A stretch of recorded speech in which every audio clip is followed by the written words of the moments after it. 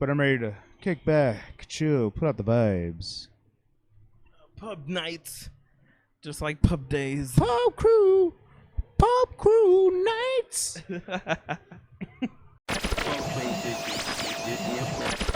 What's up, everybody? Welcome back to another episode of Pub Crew. I'm Ryan, that's Vic, and cut paste his intro here, Rusty.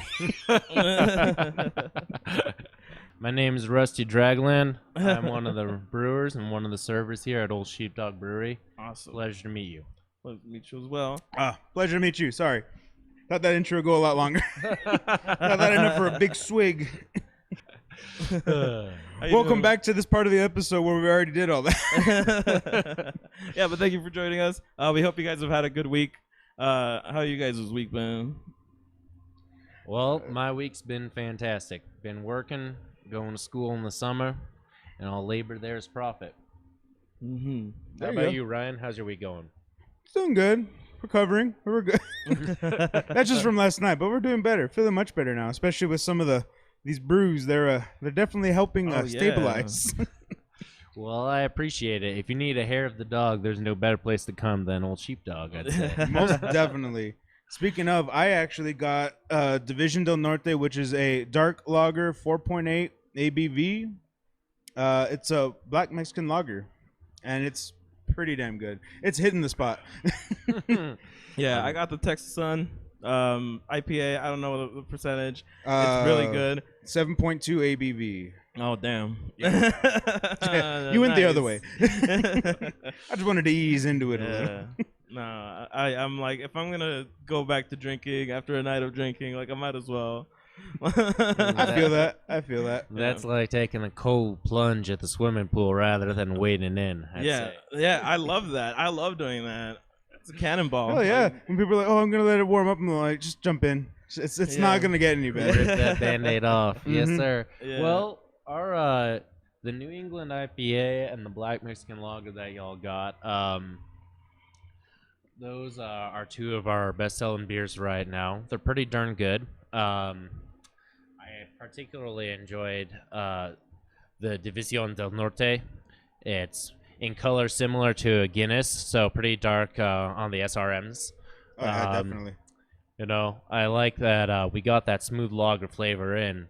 And interesting story, so black lagers are usually from Czechoslovakia and what was some of the Eastern German provinces back before the country united. Mm-hmm. And those brewers moved down to Mexico, and that's how the style made it here in the 1800s. Yeah. So we're really happy to have it on our menu, you know. It's a piece of the local history as well. Mm-hmm. Yeah, that's awesome.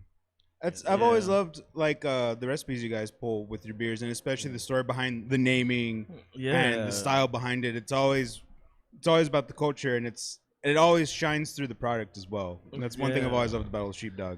Absolutely. Mm-hmm. That's our ethic here. Our boss, Gus, and the master brewer, Josh, both really bring that into play when we're crafting our beers, you know. But there's a lot of why the hell not, you know, that goes into making a beer, you know. Definitely. True. You got to take that adventurous risk, if you will, sometimes, because why the hell not? Sometimes you get a good beer. A real popular beer here is our Blonde Redhead, and that's a beer made with chamoy. And that, we sometimes even dip the glasses in chamoy. People love it in the summertime. You know? So, it's great. I mean, that's the thing about beers, is that it's always been so worldwide for like thousands of years. Like, freaking people coming from Europe to Mexico to brew beers, you know, like bringing hundreds of years of history and in their recipes, and then they bring them here to Mexico, and like our culture just adds on top of that. It adds like more layers, and now there's more things you can do. With beer, it's so amazing to see what people come up with. I feel like it's like when you see somebody that's like makes something like a good piece of music, and it just inspires you to make like music yourself, you know. Like that's what it feels like to me. And I really wanted to start to get into brewing, so like when I look at like breweries here, especially like places like Old Sheepdog, that you guys do like always give like either like whether it's traditional or not, you always give it a little twist. Like you always just make it like this is an Old Sheepdog beer. Like this, and it shines through. I freaking really dig this IPA. Yeah, like I said, this lager's hitting the spot. I'm glad to hear it. Yeah, man. Shucks. You know, what I love about beer is that practically anywhere in the world, people figure out how to make it. You know, True. We get most beers from the idea of grain and water, but even in places where they, I don't believe that they had wheat or barley to begin with. Like if you go to Japan, they had rice, and they said, "All right, bet we're gonna start making some beer with this." And they do, and it's crazy how it's so similar. It's just subtle differences that you're like, "Oh, this is still a beer." Yeah. Just you can tell like those ingredients changed it just enough to make it something else, but it's still beer and it's delicious. Absolutely. Yeah. Well, I like being on y'all's podcast. What do you guys usually talk about on here?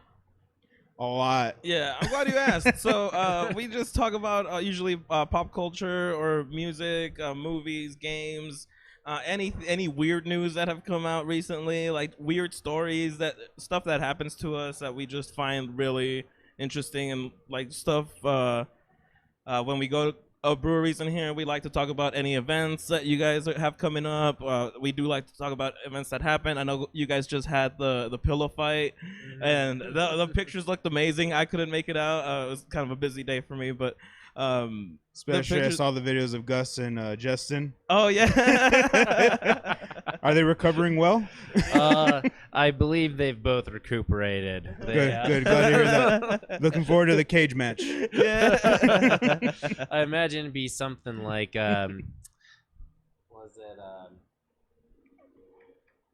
what's the name? Tobey Maguire's Spider-Man. Yeah. The first one. Yeah. We march with Bonesaw. Gus is going to come out saying, "Bonesaw is ready." Got you for 3 minutes.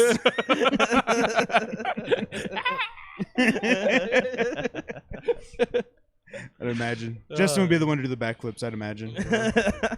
Very possibly. The announcer was having himself a grand old time, at least. And we had I'd imagine. That's pretty cool. To comment on that's got to be fun. Yeah, no, there was some great local culture there last night, though.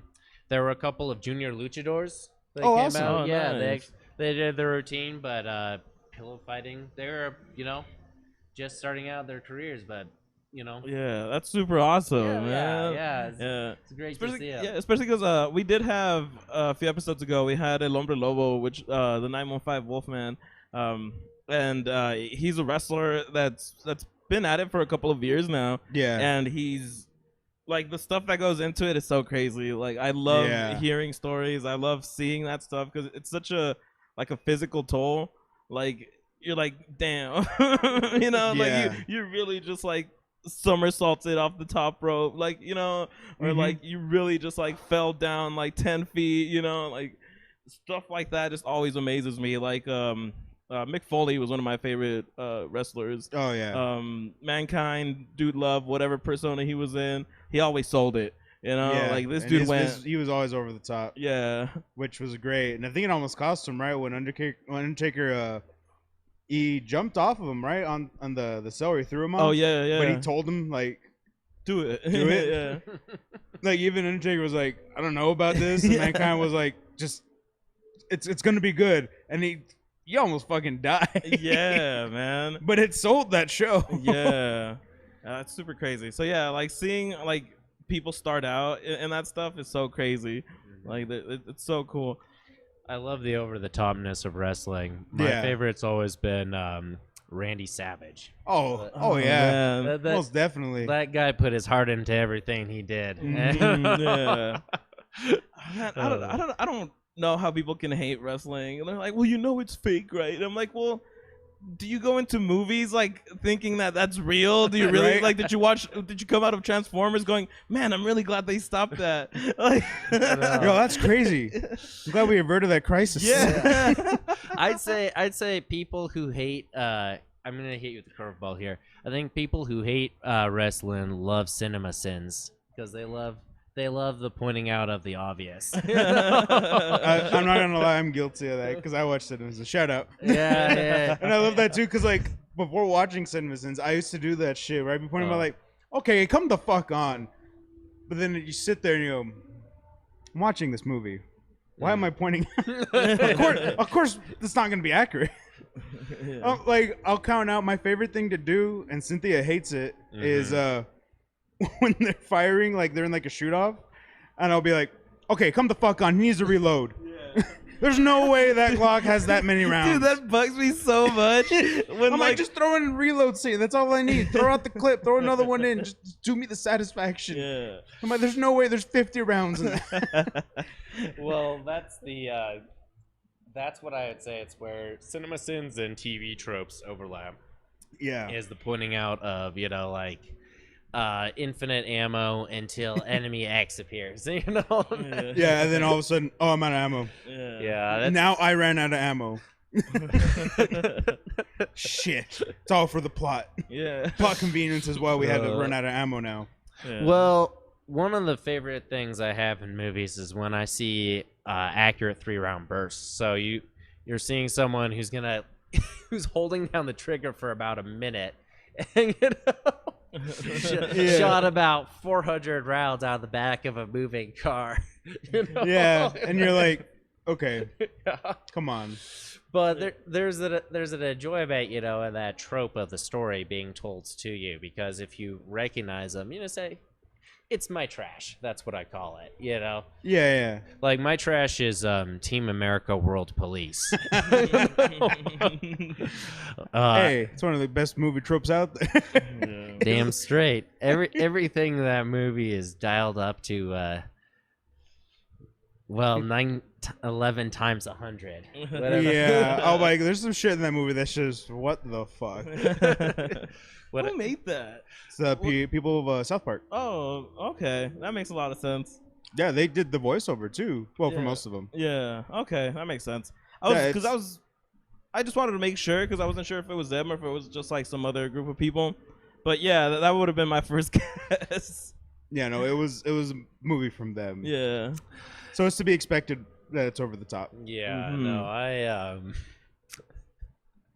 think one of my favorite parts of the movie, unquestionably, is when the puppet. They're all puppets. That doesn't help. The puppet song starts out. He's singing about freedom, and it's against like the Vietnam Memorial and the Washington Monument and all of this great American imagery, but the narrator trails off and starts bitching and moaning about Michael Bay's Pearl Harbor.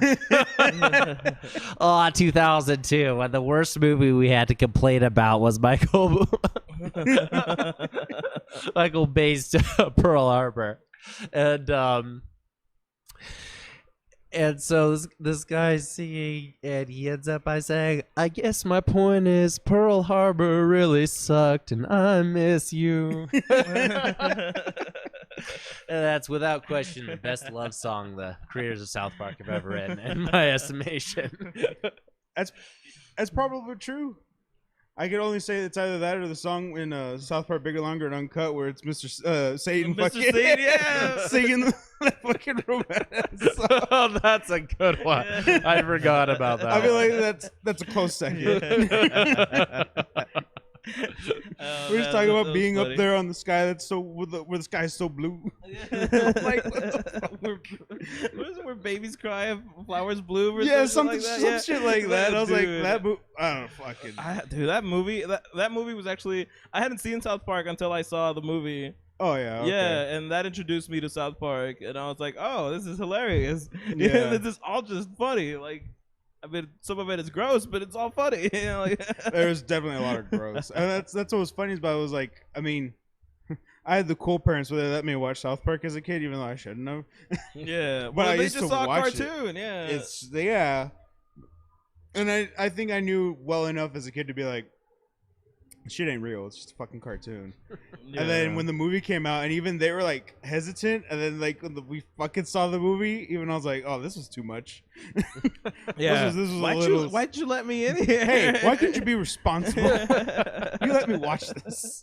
This is pretty fucked up. I expected you to parent better. I need to fill out a survey. That reminds me of the quote, "I need an adult" from Team 4-Star Abridged. I am an adult. I think we're all either Goku or Gohan at some point in our lives. Yeah. No, you're not wrong. Or possibly Vegeta. I feel I'm more Vegeta than anything. Why does it keep kicking me in the dick?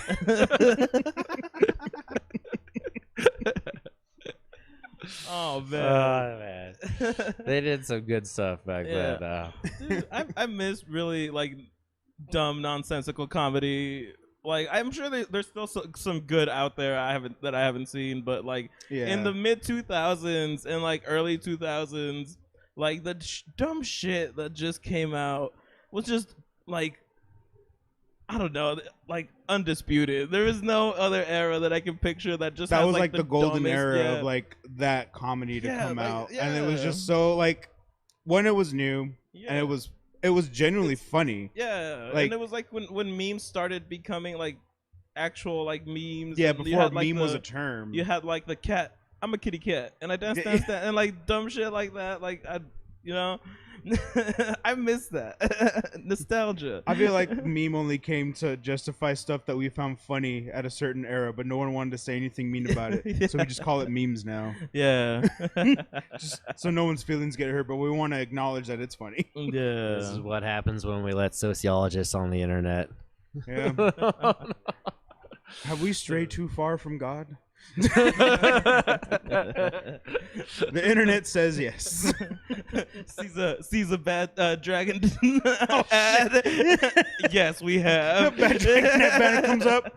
Fuck. Yeah. We're pretty fucking far from here. Well, that's one of my favorite memes I've seen out there. Is the not the page? No, that one's pretty good. But the it's it's the actress from Gone with the Wind. Oh yeah. It's a picture of her, the actress, looking disapprovingly at the camera. The caption is, "None of y'all are going to heaven." True shit. I think anyone who lived through the early 2000s, Call of Duty, and the internet's probably, Halo 2 chat rooms in the day. You're going to hell. That's why it's I have a little bit of a hard time with cyberbullying nowadays. I'm like, man, the threshold's lowered. Back then, it was about 20 people a day telling you all that they'd had sexual relations with your mother. Yeah, you definitely had to like not take shit with a grain of salt back then, because you were gonna hear it from at least 10 different people in the next hour. Dude, yeah, probably in the same matches. Stuff is super tame now. I was playing Valorant not too long ago, and I was doing pretty good, but I joke around too much. I mess around too much. Try to go for plays. And one guy was like, started talking trash, and he's like, "Oh, this guy sucks," blah blah blah. And I flipped the switch. I was like, I'm not gonna take this today, and I started like trash talking to him like if it was 2006 on Modern Warfare, you know, like, and I just started like saying like all this really fucked up shit. And then my teammates were like, "Whoa, man, you should calm down." And I was like, "Fuck you too." Oh, I'm sorry, what was your name? Yeah, you can go fuck yourself too. It was like that video of like when the girl starts crying and the dad just starts slapping like everybody. Oh yeah. That's how and the cops come in and just slap. Well, the slap part too. Yeah, because they're like, "Hey man, you should calm down." I'm like, "Oh, well, fuck you too." Like, it's cool if he talks shit to me, but I can't fucking talk shit to him back. He's like, "Well, yeah, but like yours is like really bad," and I'm like, "He started it. Fucking don't come swinging if you ain't gonna catch his hands." He opened the can of whoop ass, and now I gotta fucking dump it out. I'm not gonna let it go to waste. I'm about to cash this check. All right. Yeah, but it was super funny. Oh man, Yeah.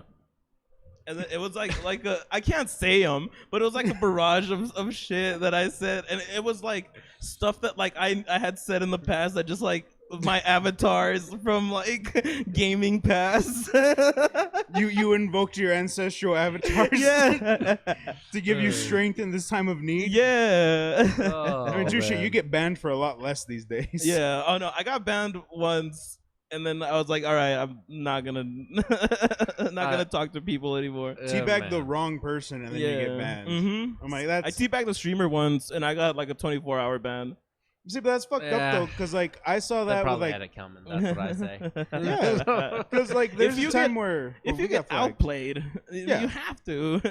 It is written in the rules. Well, what's fucked up is like my buddy who was streaming, like there was another streamer that they were doing trials against in Destiny 2, and so it started off where if you watch this other guy's stream, not my buddy's, he's trash talking them, and they're teabagging him, but then my buddies start coming back, and they start like wrecking him, and then they start trash talking because now they're getting teabagged back, and they start talking shit about their loadouts. Like they pull up their character screens on this other guy's stream to show like, oh look at these pussies, blah blah blah. I'm like, you started that, bro. Like, how are you bitching about it? You're just mad because you're losing now. And to be fair, you try to get him banned because like they did, like they got like the whole like notice like, oh you're banned, but then they contested it, and then I guess you can upload that stream. Yeah. And then they're like, yeah, no.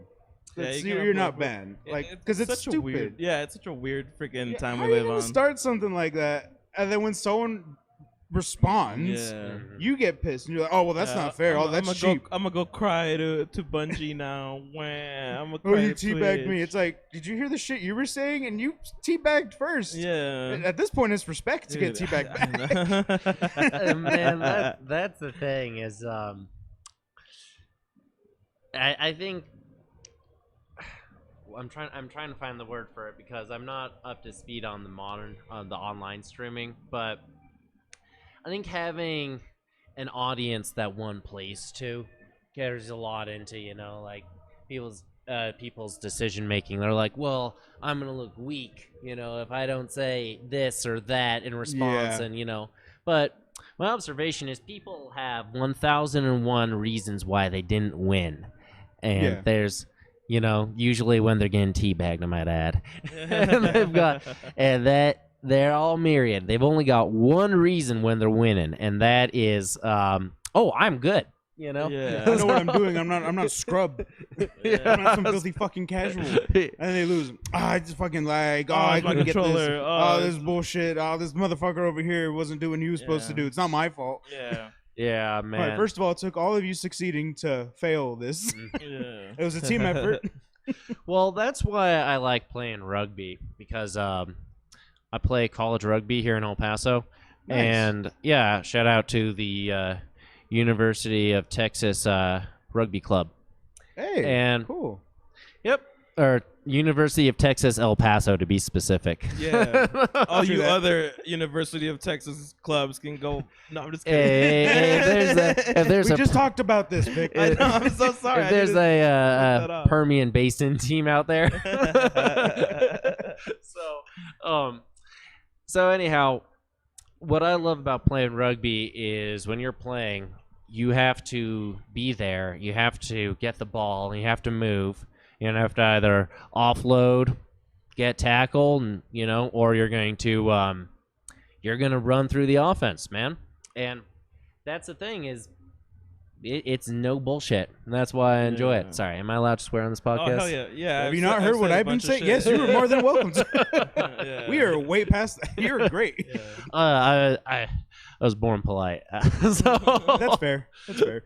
But no, anyways, everyone's got their their bullshit excuses, and a lot of people I find, especially poor sportsmen, are going to blame their teammates for something going wrong. You always start with yourself and say, man, like, what did I do? What did I not do? What did I, what are the decisions? And, it's like also being aware. Sometimes your guys can let you down. Sometimes this has happened to me, and probably every rugby player out there that one time or another, you grab the ball. So let me take a moment and explain. For those unfamiliar, rugby is like football and soccer. It's older than both, comes from England. It's extremely aggressive. You don't wear pads or a helmet, and you can't pass forward. Have fun. It's the best thing in my life, man. I've definitely seen rugby matches, and they're pretty rough. Yeah. They're super entertaining though. It's so much fun to watch. Like, yeah, we play our matches here in El Paso in the spring and fall, out on UTEP at University Field by the Rec Center, and man, it's a simple joy to watch. Because you're watching other people fuck other people up. Yeah. And it's true. And it's a joy to play. So if you want to go out and hit, it's we've got 15 players on each team, and the purpose is similar to football, to score a goal in the other team's end zone. So we call that goal a try. And when we go out and play, usually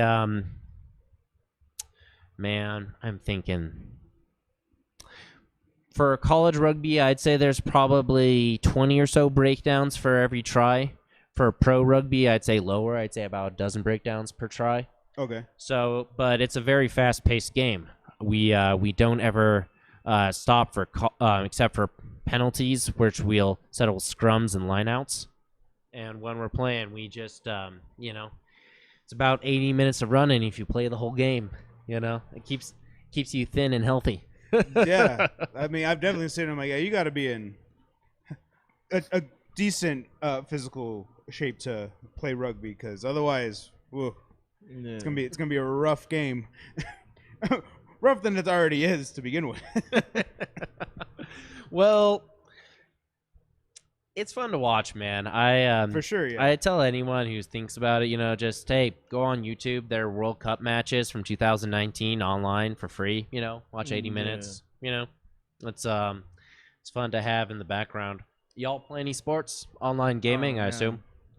Yeah, I used to be a e-athlete. I used to play an e-athlete. Yeah, back in high school, I never joined a team. I loved playing hockey though. I used to go to back then it was the was it the Buzzards? The Buzzards. Yeah. Back then it was the Buzzards. Yeah. Now it's the Rhinos. Dope as fuck team. Love the Rhinos. Shout out to El Paso Rhinos too. El Paso Rhinos, are you ready? Everybody's going crazy like, yeah, we're ready. Woo! Oh man, no. Yeah, but I love going to their games. But I used to play that growing up. I used to play like football and stuff, but I never joined the team. I was always more into like art and music, and I was the creative child in my family. My brother was like the athlete dude, so yeah, I got screwed over in that. Well, if it's any consolation, athletes tend to get more injuries, Yeah. Statistically speaking, yes. Yeah. We tend to get broken ribs and shoulders and ankles a lot more. So, Yeah. All I have to worry about is like a bass drum falling on my foot or something. Oh man, I've gotten some injuries in mosh pits before. Oh man. Oh hell yeah. I've been there for some of those. Yeah. So I don't know, man. It wasn't that much safer. Yeah. I had my fair share. Yeah. Oh no, yeah, man. I remember my favorite injury of yours is Thanks. I know, with friends like these, who needs enemies? Your best injury that I could imagine. Yeah, it was Still watch Mojo countdown on Ryan's best injury. Was the leg at the KLAQ barbecue. Oh, where everyone fell on my leg? Yeah. And it was... Because it was gross. Yeah. So that could have been on like, what's that Papa Roach guy show? Oh, Scarred? Yeah, that could have been on that. I mean, thankfully I didn't need surgery. It was just my knee got fucked up. Yeah. Because of the way it twisted. Like, so people fell in the crowd and then they fell on me, but like I pushed up like someone's little brother that we were watching, and then I didn't fall completely, but they fell on my leg and my body went one way, so my leg's like this. And I'm just looking at it like, and then they were around me and they just saw me because I didn't get up right away, and they looked and they're like, oh fuck. I'm like, I can't get up. Yeah. I'm afraid to get up. They're like, why? Because it doesn't look okay. It doesn't feel okay either. I'm afraid to move it. Yeah. I had to get carried out. I was like, oh shit. Yeah, you got carried out. That's a yikes for me, dog. Help him, yeah, that was pretty bad. Go backstage. And then I got to go and talk to people in bands for like a minute before security was like, what are you doing here? And I was like, fuck out of here. They just took my friend to the hospital. I was on my way back to the place. And then he was like, "Oh, well, hurry the hell up!" And then he just escorted me out. Like he saw me talking to bands, and I was like, "Cool, hey, man." You're not supposed to be back here. What the fuck? Oh. Yeah. I remember a certain band. I'm not gonna say which band, but they were getting interviewed, and the guy started hitting on the reporter girl, and she was not having it. She was not into him, and I saw him get rejected during an interview. For real. Oh man, like, you think you're a rock star. You think you can be like, I'm gonna sleep with this. Have some decency, you animals. Interviewer girl. Yeah. This is the right time to hit on someone. Just not during just a not fucking interview. Down. Was it a live interview or was it just like no? This? It was recording. Yeah, it was a recording. Yeah. Because I imagine like that they cut it out then. Yeah. Oh, gotcha. Yeah. But yeah, man. I couldn't imagine being a rock star. I think it takes a certain kind of mentality and game. You know. Yeah, definitely. Wow. I definitely want to do that. That's been my dream job since I was a young person playing the drums. In my house with headphones on, pretending I had a crowd. It's like it'd be Nacho Libre for a drummer. We'd that'd be next door to Tenacious D in the Pick of Destiny. So you've got Money for Nothing playing on the background. Yeah. Man. Oh man, I miss Tenacious D doing like big stuff together. They're doing big stuff together again. What? Oh, how come? What are they doing? They're coming out with another album, and they're doing right now. They're doing like a small tour, but they've been doing a lot of like cameo appearances. Like they played with Metallica recently. Oh, that's cool, man. Like they just showed up on stage, and then Jack Black. What was it with James Hetfield? Like he helped him on a riff. I forgot which song it was, but like he just hopped on for a song, and everyone's like, "What the fuck?" It was Jack Black, and then fucking Jables was out there too. Like, what the fuck? Yeah. They're just doing like they're promoting their new album and shit, but like they're starting to do like little cameos with other bands and shit to generate hype, and that's dope. They did some of their event recently too, and it's all because of that. So I'm like, that's good to see them actually. You know, they're doing more things now as Tenacious D, which that's great. Yeah, I'm just like, glad. After like, I had heard of them before the Pick of Destiny. And I liked them. Jack Black was funny. Yeah. You know, Kyle Gass is a good musician. But then when the movie came out, like everybody was talking about it, and I was like, oh shit! Like people know about these people now. Like I can talk about it with people. People know who this band is now. Yeah. I don't care. It's because of the movie, but they know who this band is now. Yeah. That's why I never understood people who hated people who listen to music because of like Guitar Hero or Rock Band, like people who found a song, or like even Tony Hawk, Pro Skater and stuff like that. Like I don't understand people who like are elitist and they're like, oh well, you found that song through a video game. How dare you? Okay, so confession time. I was a horrible elitist when I was a young pinhead teenager. He's like, okay, hold on. Okay, because as like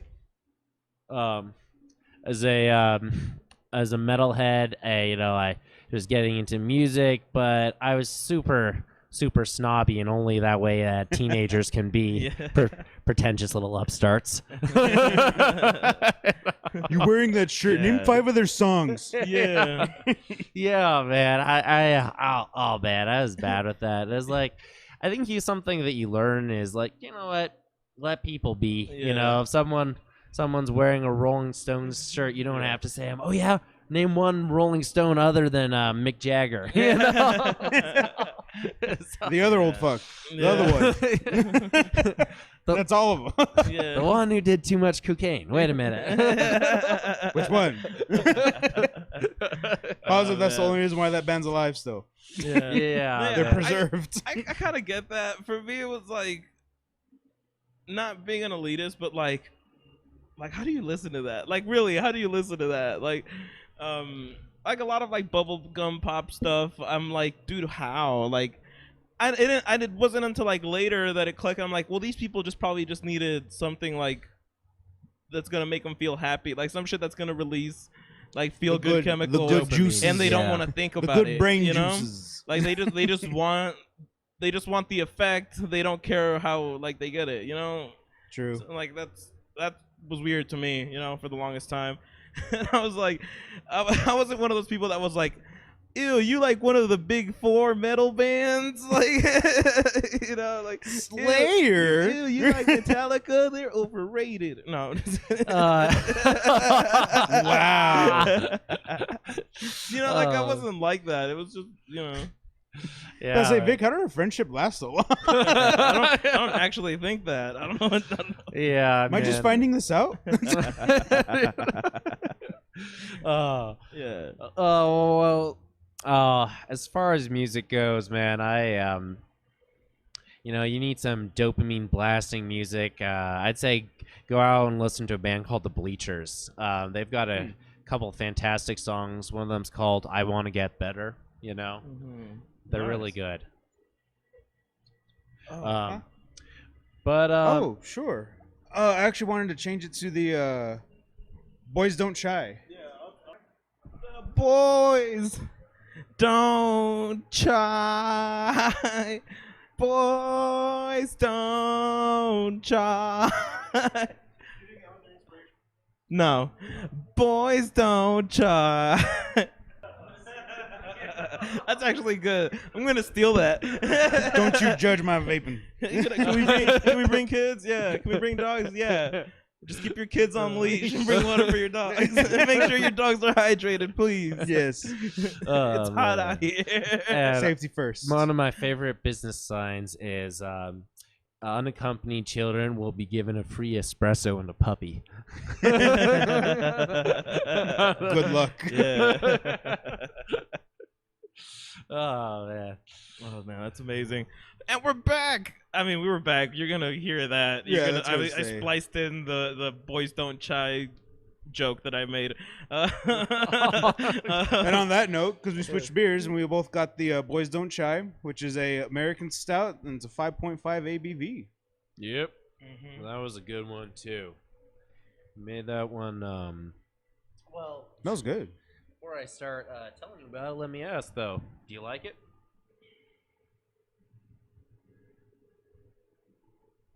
Oh my god. Oh, it tastes like a fucking chai latte. That's delicious. Yeah. I like it. I dig it. Oh, dude, yeah. You don't smell it, I'm like, it smells like a chai latte, and then it tastes like a chai latte, but it's a stout! You fools! It's delicious. Yeah, man. That one, Boys Don't Chai. We made that one. I'm going to do a shout out to my homie Miguel. You worked with Old Sheepdog for a hot minute. Many of our regulars know him. And he went out to San Antonio. So that was a beer that we made as a goodbye for him. So shout out to you, Miguel. The boys don't, although he's gone on record as saying he wanted a hazy IPA and he can't stand it. So, it's okay. I love the stout. That's it. That's all right. He's saying he misses us in his own way. But anyhow, so this Boys Don't Chai, I had the idea. I pitched to the our master brewer Josh for a chai stout, which he then he made the recipe for and we executed, and it turned out really good. You know, it's real hefty. It's got a lot of body, but you know, I like his chai in both Arabic and Swahili. It just means tea, and I think I believe that chai is also, or maybe it's chai, is in India just means tea, Well, how come it is they put the spices in their tea, and that's the spices that we add to our beer, So it's they actually have a name for it, chai masala. You can get. Okay.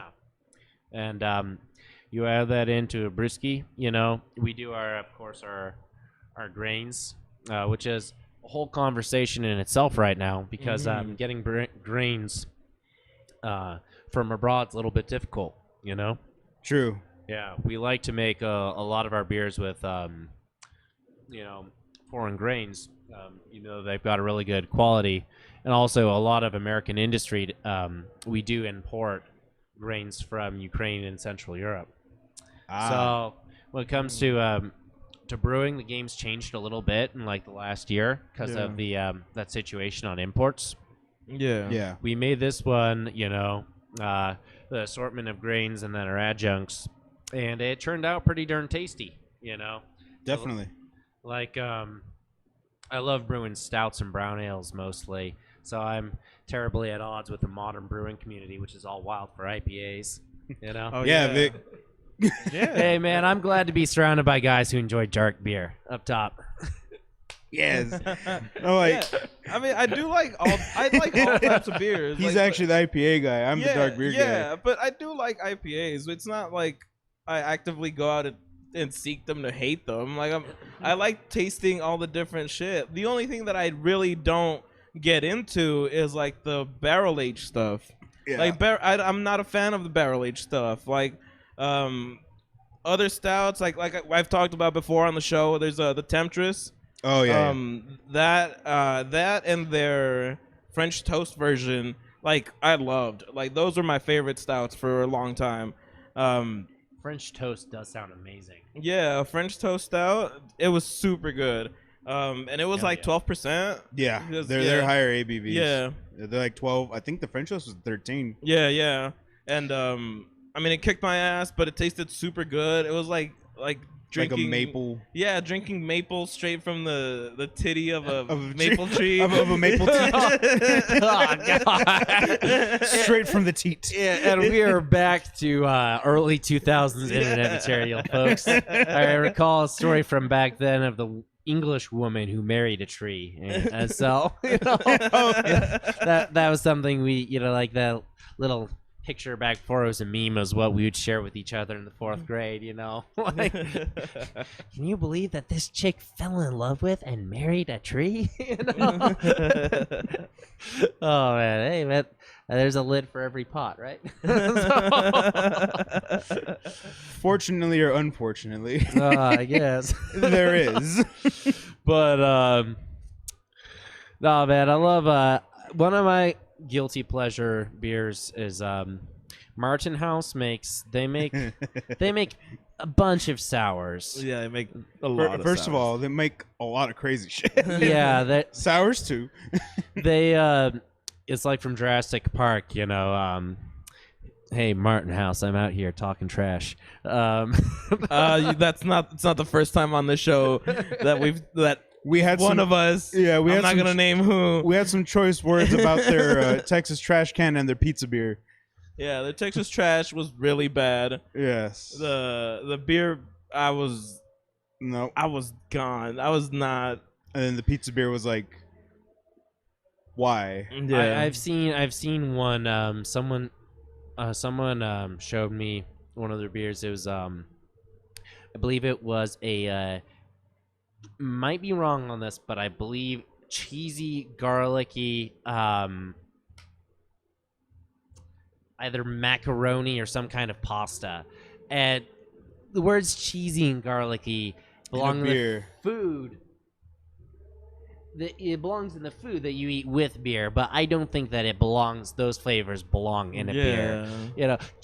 I think it's cheesy, garlicky, red popcorn. That was it. It was a popcorn flavored beer. It was so nasty. I don't think that makes sense. It's like the jelly bean that you always avoid that tastes like popcorn.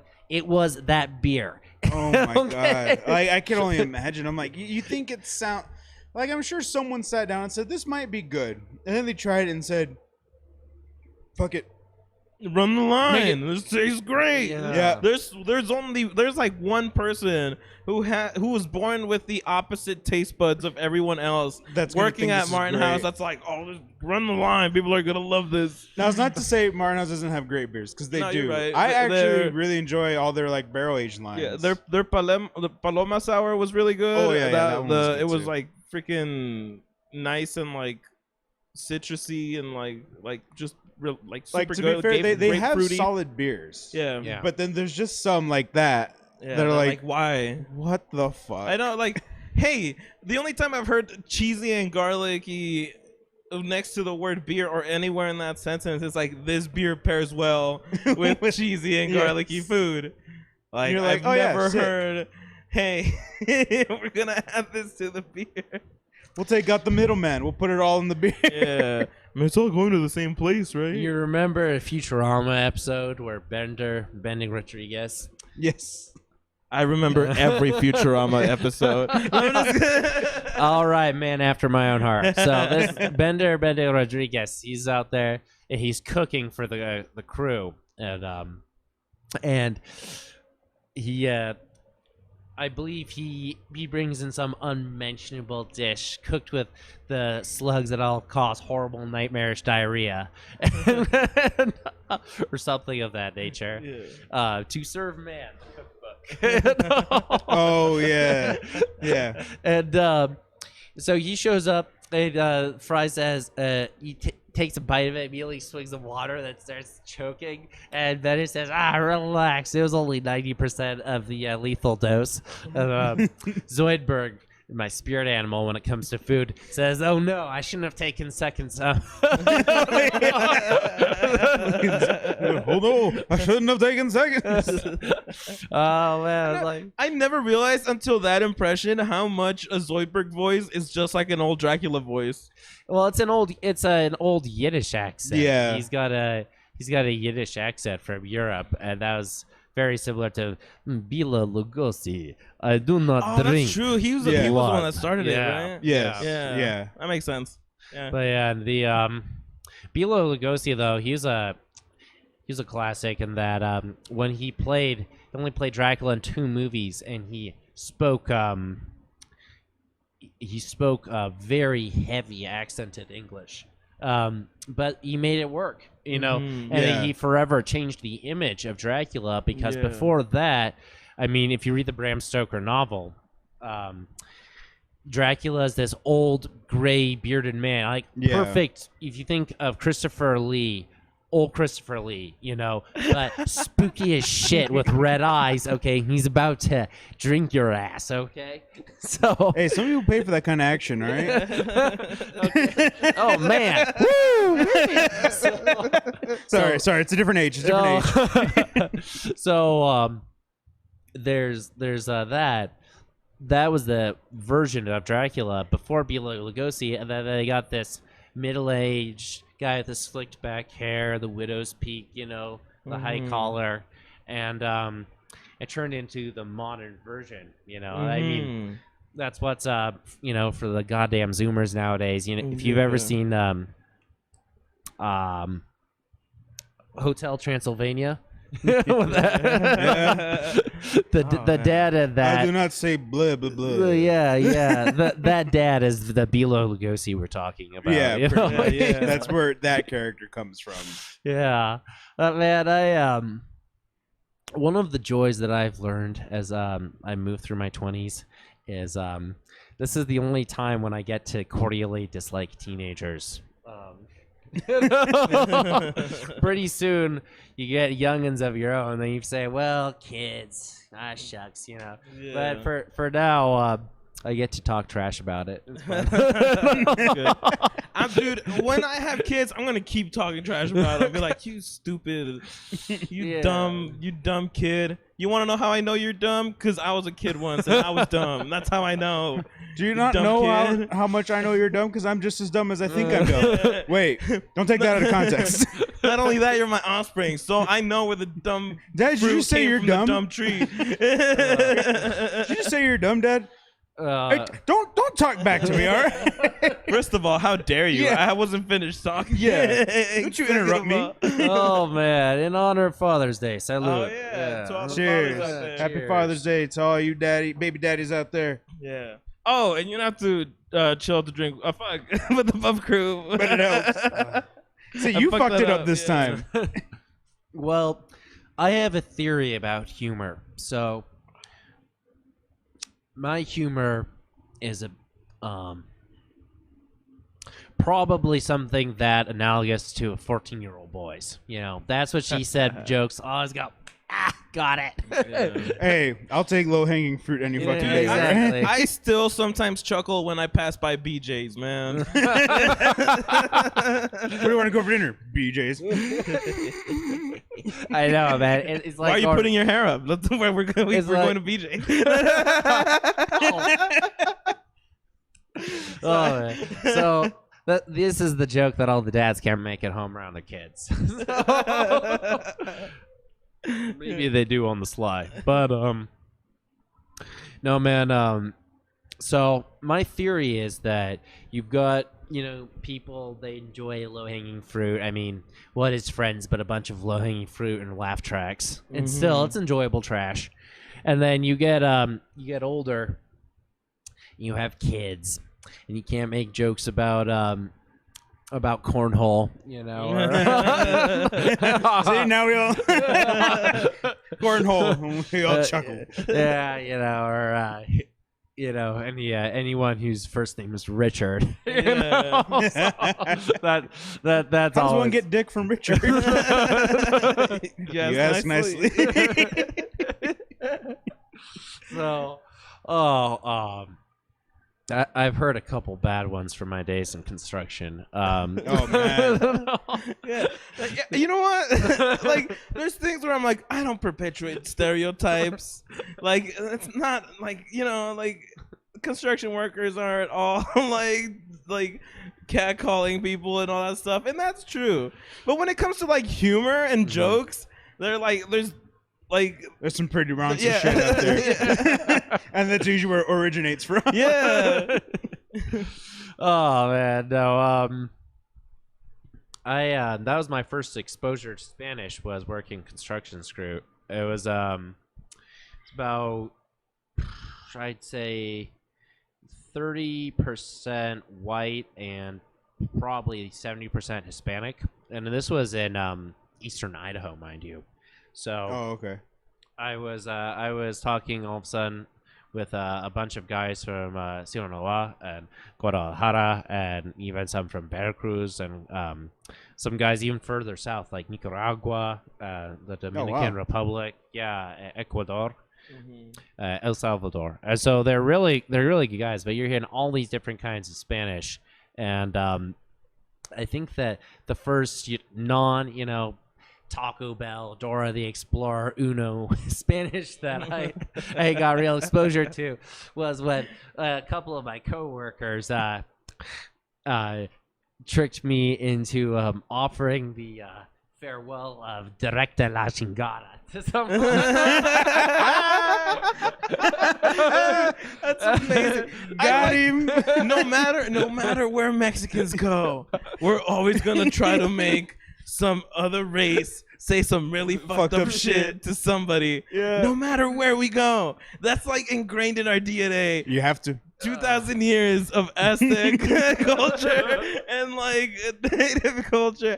They were probably doing that back then to people too. But like, True. Oh man, well, you know what?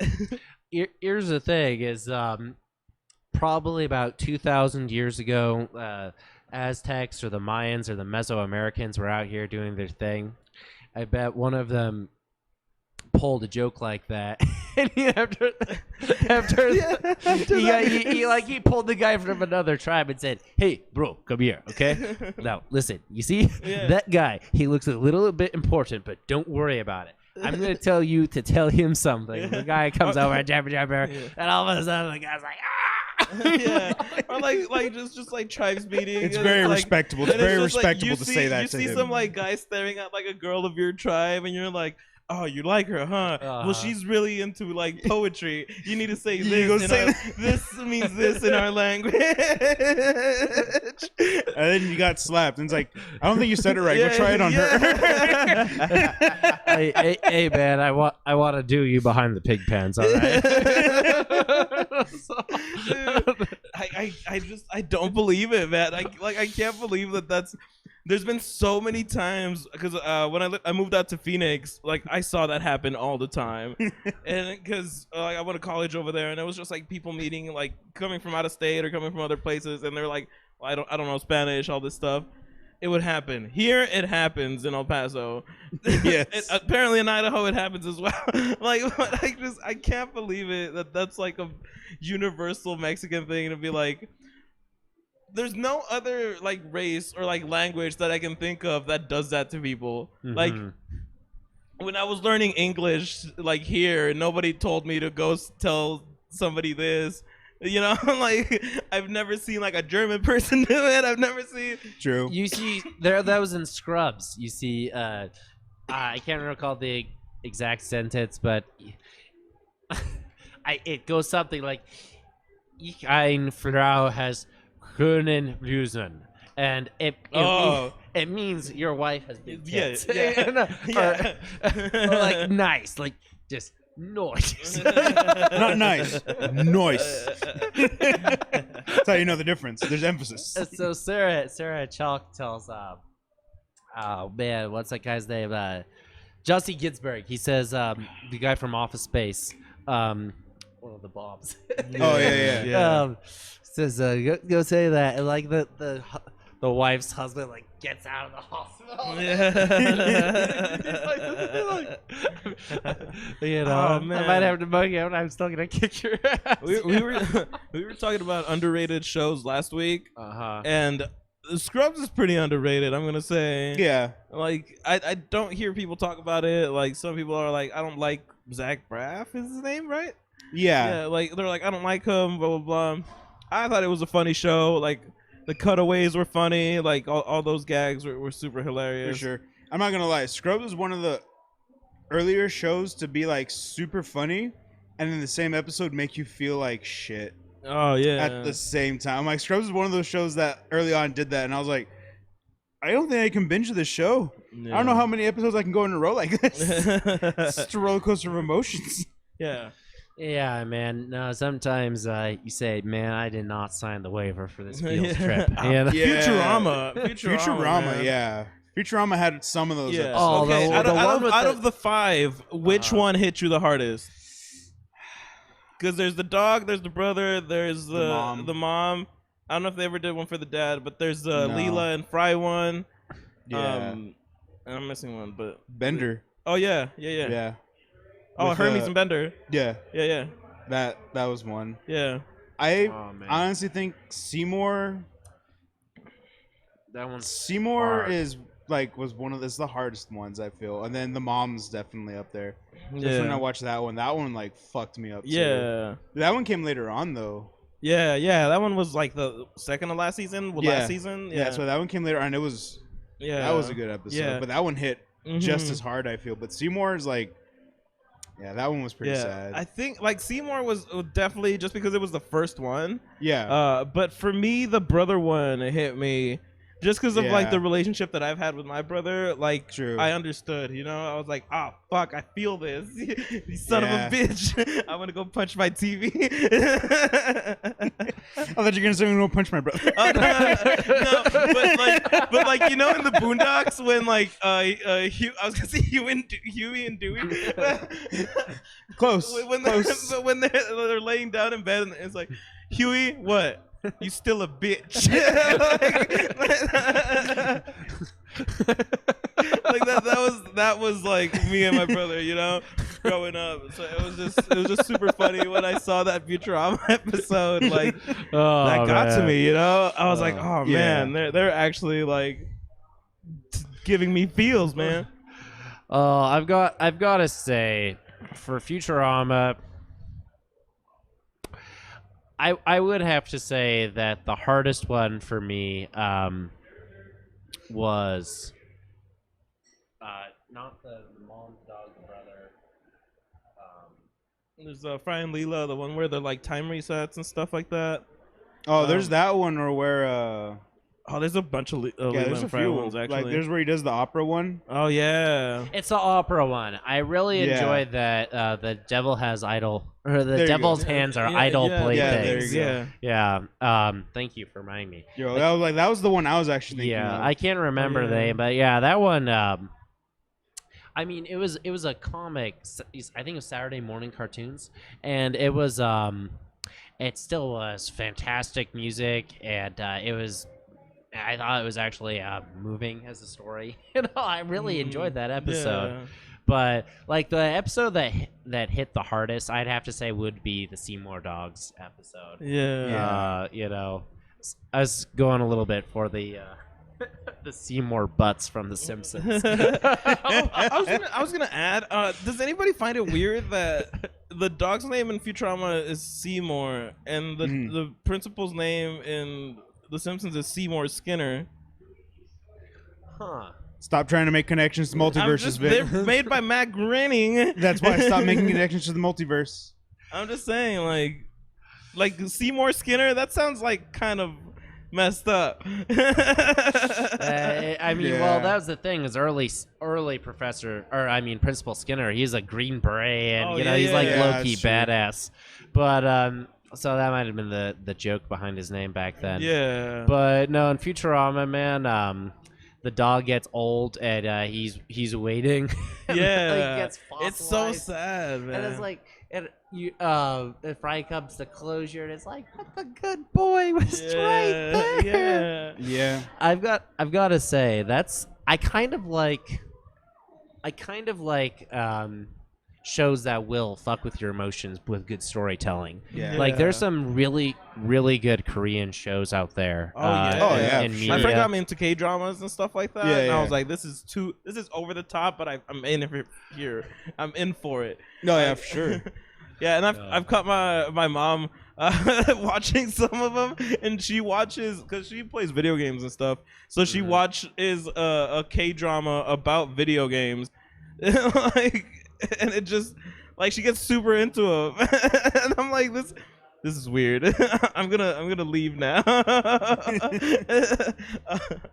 But speaking of leaving now, thank you so much for joining us. And on that note, all right, I said I watch K-dramas. Later, y'all digest on that for the week. Until next time. It was great, guys. It was great being here. Thank you for coming to our brewery.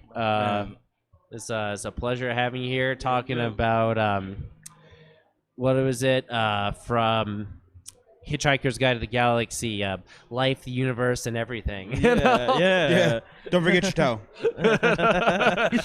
That note that reminds me of Bender's. Is it possible that everything is a product of someone or something's imagination? No, get out.